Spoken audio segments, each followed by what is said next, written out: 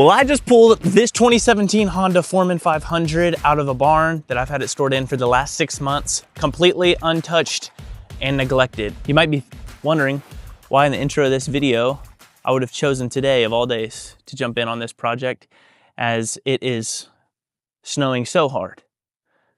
But that is besides the point. Let's see what it's gonna take today to get this thing running and revived.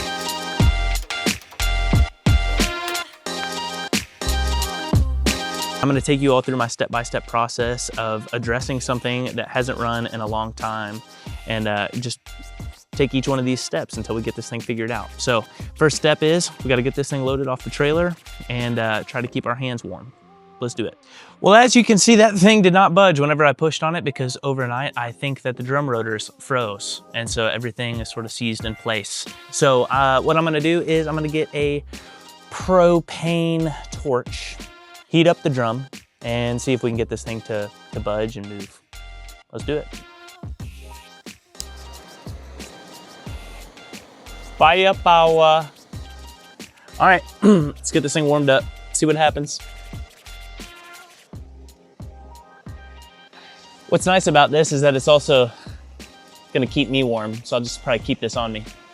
Yeah, even I'm sort of sorry about that joke. Let's push this thing, see if it'll move. She is free! All right, let's get it off.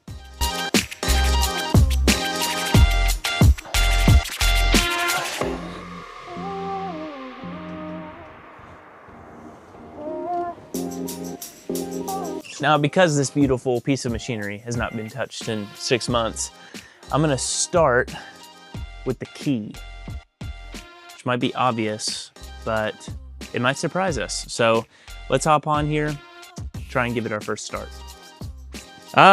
Figured I would bring you all in here to our first issue. It's pretty obvious, and many of you probably already guessed it, but you turn that key, and we got nothing on the dash. So let's get this seat off, rip out the battery, get it on a trickle charger, because I believe the battery, I replaced it last year, so it should be like 12 months old or something like that. So should still be good. We'll get on the trickle charger, and then we'll keep going down our list here. I absolutely love Honda's design on this, so let me just show you guys how you access the battery. For those of you who don't know and are wondering, there's a little lever right under here. You just pull the seat up with that, unlatch it, then you come back here to the back, you unstrap your taillight. That easy.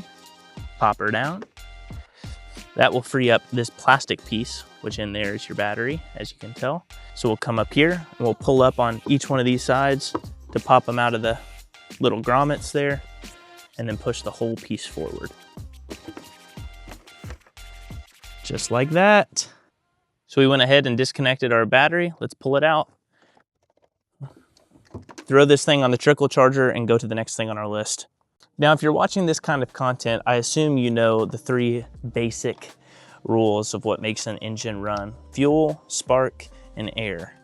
And air is typically the one that I take for granted. I was like, yeah, of course it's breathing. But someday I'll tell you guys a story about how I bought a Honda Civic and it had dog food crammed all in the air box. So if you know why somebody would do that, but I can't imagine it's a great thing. But yeah, the air box was completely filled with dog food. So never, for how easy it is to check to make sure everything's clean and good in here, which it is, never assume that the air is good. It's the easiest thing to check, and the thing I probably neglect the most often, but all right, air is good. Let's jump to fuel, see what's going on there. Now, the easiest way to figure out if the fuel in this thing is good for me is just gonna be giving it the old sniff test. So we're gonna crack this thing open, stick our whiffer down in there. Wow. Not bad at all. I am gonna drain the tank on this thing, and that's just to be really safe. There's not a whole lot of gas down in there, but it does look pretty clear.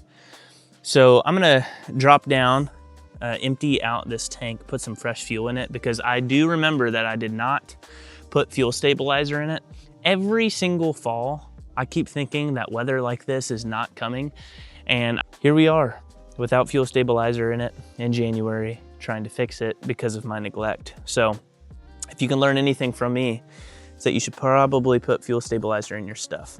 All right, I put a little drain pan under there, disconnected the fuel line on the bottom. Don't need to bore you guys with those kinds of details.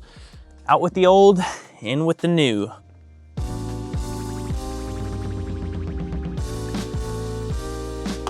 Oh yeah, fresh gas. Okay, we have now put fresh gas in this thing. We have checked the air box and we have put the battery on the charger. One thing left I really want to make sure I do, which is check the oil level. Make sure that the first time we start this thing up, it didn't magically develop an oil leak while it was sitting there, and that it's well lubricated, because God forbid I be an idiot and go ramp on this thing and it just has no oil in it. So we're gonna check the oil. Let's jump down, do that really quick. Look at how fancy the oil door is on these. You pull this little fairing off there and you pull your leaf out from the fall and the other leaf. And apparently the other leaf, good God almighty, what is going on in here? Anyway, you can see you got your oil access right there. So we're gonna pull that off. That looks great. We've got really nice fresh oil. I'm not gonna be super precise with it. As long as it's got it in there, that's what we care about. So get that reinstalled and jump back up to the top here.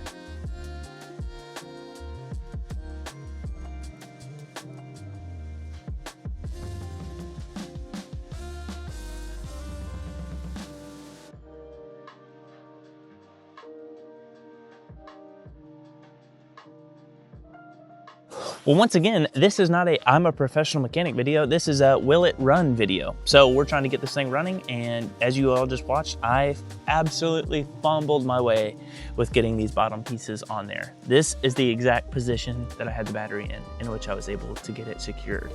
But I need to know a better solution on how to do this other than buying the batteries that already have the self-tapped terminals, which honestly, I'll probably be investing in those regardless, but once again, leave your tips down below. Let's get this thing slapped in, get the straps over top of it.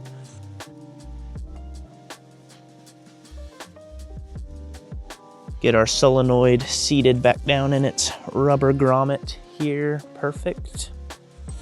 Okay, we've got our battery tender cables and our power ground cables secured. Yep, everything should be good to go. Let's put all this back on and see where we're at.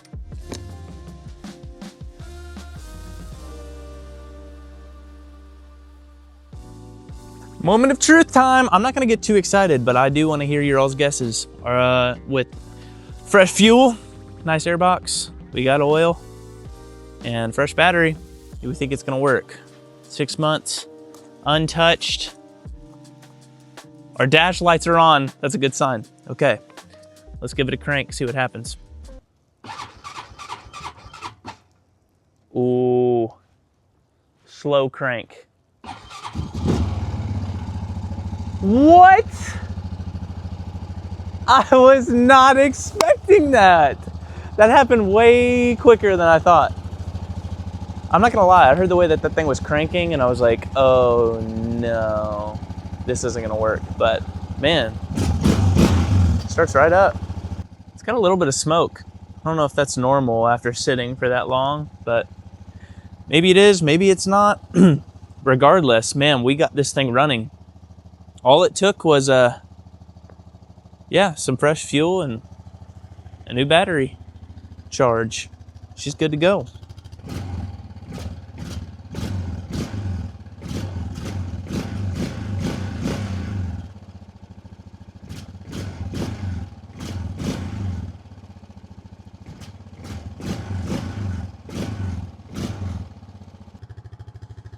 So, good news and bad news is, the good news is, man, it's running. The bad news is, as you can tell, it is smoking and that smells like oil. So, I do believe we're gonna need to do a top end rebuild on this thing at some point, and I have never done that. So I've let the thing idle for, I don't know, maybe 5 minutes, and all the smoking has gone away, but it's still got a little bit of that faint oily smell. So I'm almost 99.9% sure it needs a top end rebuild, but I do want your all's opinions on if it should be ridden like this or just go ahead and tear it all down. Get to work. But I'm not gonna let that keep me down because we have to ride this thing. Celebrate the fact that it's running now. Oh yeah, it sounds like a vacuum cleaner, and I love it because I use this thing for hunting and I don't want it to be loud because I'm an old man now. All right, 2017 Honda Foreman 500. Let's give it a rip. Foot shift model.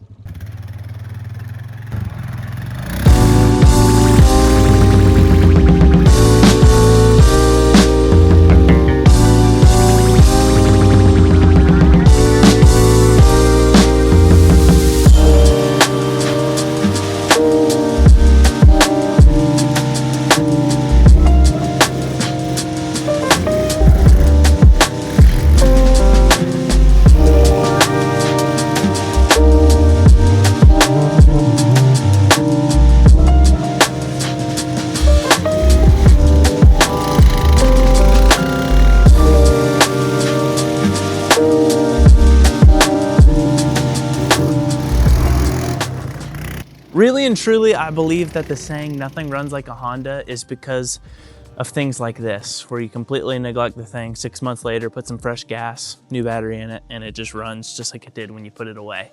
Now, with that being said, we did experience the good of the Honda, which is that it's running. The bad is obviously that I think this thing needs a top end rebuild. And so I'm experimenting with content on the channel right now. As of recently, we've been doing trailer flips, and I've been sending out finance updates on how the business has been doing with that every single week on our newsletter that's linked in the description. But is rebuilding something like this something you all would actually want to see me undertake and see how difficult of a project it actually is? Or, you know, give me other ideas down in the comments of things that you guys actually want to see. And at the end of the day, as long as I'm wrenching and learning and fixing something, that's all that matters to me. For this week, this is a project that I had on my to-do list anyway. I shot it and had a blast doing it. I need to hear from you guys. What do we want to work on again? Thank you all for watching. Thank you all for subscribing and hanging in. If you've made it to this point in the video, I am honored that you'd spend this much time with me. We'll see you guys next week.